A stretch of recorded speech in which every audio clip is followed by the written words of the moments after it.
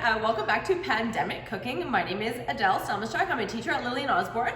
What we're going to be doing today is we are going to be doing fish and chips, sans the chips. So we're just doing a battered fish. So this is actually the only second time that I'm doing this, and a student last semester requested to do fish and chips. And I found this really great recipe online that I can post a link for in the comments. It's from Ricardo Cuisine.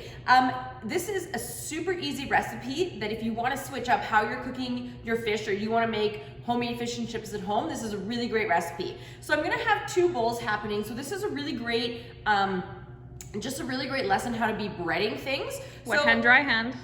What? Wet hand, dry hand. Wet hand, dry hand. But I'm gonna start with the dry hand. So basically what we're gonna be making in this bowl is we're gonna be making a batter, and in this bowl we're gonna be dredging the fish in flour. So I'm gonna add half a cup of just plain white flour to this bowl, and now I'm gonna make my batter in here. So I have 1 cup of flour. I'm going to add half a teaspoon of baking powder, cornstarch, and about a teaspoon of salt. Okay, so what I'm going to be doing, I'm just going to toss this up with my fork a little bit. Now I'm going to be adding 1 cup of non-alcoholic beer. Pan up, because this is what almost got me fired. I bought this on the school visa, and it said Molson beer on the receipt. It didn't say non-alcoholic, so I was like, this is it. I'm gonna say goodbye to all my students today. So if you don't have non-alcoholic beer, you can use regular beer. Just a friendly reminder that as soon as you cook any type of alcohol, the alcohol cooks off and you're left with the flavor. What is important with this is that if you do not have a beer or a non-alcoholic beer, you could use anything else that's carbonated, even if you just have club soda or you want to use ginger ale or something like that. I think I had one student who couldn't have this because she was celiac. We had like some Coke stevia, and that worked well. So you're basically looking for the carbonation, and we're going to be adding we added the baking powder to this because we want this to really puff up. Okay, so I'm just going to give it a gentle mix. I'm not going to over mix it, but basically this is going to be a batter instead of doing a breading. Okay, if you don't love fish, you could use the same idea with like a chicken finger or something like that, or with shrimp, or any type of I would say like a white meat. Okay, so now I've got everything set up, ready to go. I've got my fish here. I just have been drying it off. This is haddock. Any type of white fish you could use, so a haddock, sole, bassa, a cod. So any of those would be just fine, but we got haddock today. So I thawed it, and I tried to just kind of dry it off a little bit on the paper towel. So what I'm gonna do is I'm going to salt and pepper both sides of the fish. Give it a flip.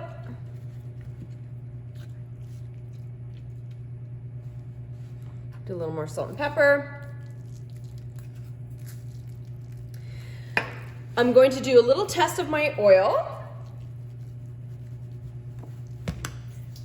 Oh, some salt went in. Yeah, she's good. So I've got my oil on medium heat here. If you want to, I used to like do the water test, but then I realized it could like ignite and I could die. So if you're like worried about the temperature of the water, you could drop a little bit of batter into it. I'll show you how to do that. So you can just do like a little bit of a batter test and see what happens. So you want the oil to be hot enough that it's lifting, and you can see that the batter is puffing up a little bit. Now we used this oil yesterday, and we want to make sure that we don't overheat it. So I never have my oil hotter than medium. All right, I'm happy with the temperature of the oil. So what I'm going to do is I'm going to dredge a piece of fish in the flour. I'm going to do 2 pieces. Then I'm going to coat it in the batter. Make sure it really gets on there, because that's what's going to be delicious. Drop it into the oil. While that's lifting and cooking up, I'm going to coat the other piece in the batter. Drop that into the oil. And I'm confident with 1 more piece of fish, so while those are frying, I'm going to dredge the 3rd piece. into the batter.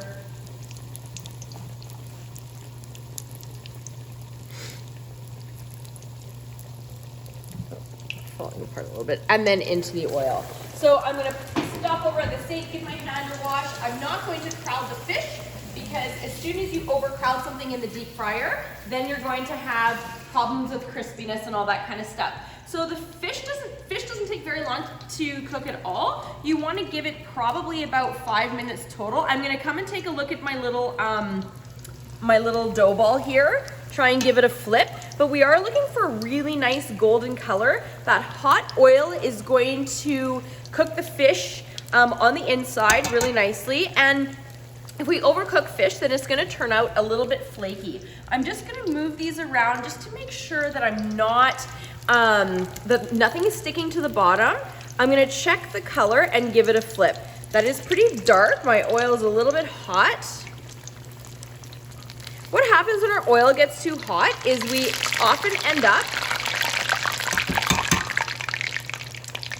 where we don't want to end up with fish that's undercooked and a batter that's too dark. I'm gonna leave that one for another moment.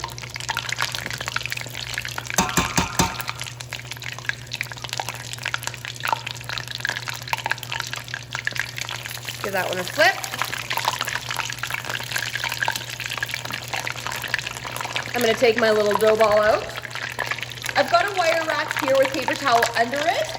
I want the space in between the towel and the wire rack. Like, I want the wire rack there because I want the oil to drain and I don't want the bottom of the fish where I put it down to get soggy.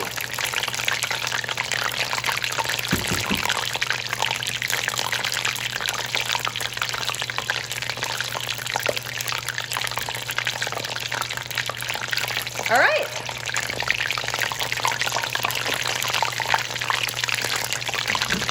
There's my fish.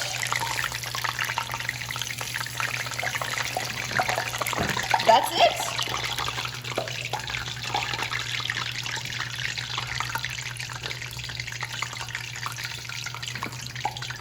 All right, that took 5-10 minutes. So if you want to make fish fry at home, go ahead and try the batter with a carbonated beverage. Like I said, if you don't have beer, you can use something else, but dip that in a little tartar sauce. If you want to lighten up the meal, serve it with a fresh salad instead of fries, or you could do fries and coleslaw or something like that. Anyway, let me know what you think. I'll post the recipe in the comments. Have a great weekend. Bye. Oh, don't forget to smash that subscribe button and try and give me more comments than Mr. Dawson. Thank you so much. Have a good one. Bye.